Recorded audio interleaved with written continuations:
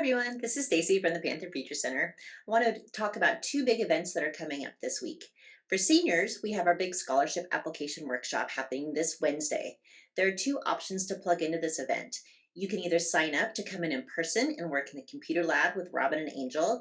The registration for that is on our website. You must sign up so we know who to expect. We can only take 12 to meet the capacity of the room, so make sure you're signing up for that to save your spot.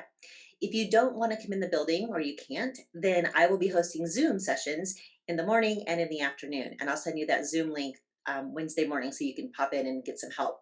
We're here to help with essays, managing those websites, and how to fill in the application, and anything else you might need that day. So please join us for this huge scholarship workshop. Juniors, on Saturday, there's going to be a national event to help you get started with your college planning. It's called Big Future Days. It's hosted by College Board, which houses the SAT programs.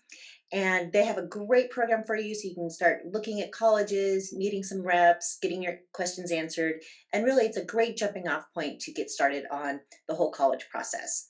So I will be sending out the email link for that to your school email. So be looking for that so you can register for that and take advantage of it. If you have any questions, feel free to contact us. Thanks so much. Bye-bye.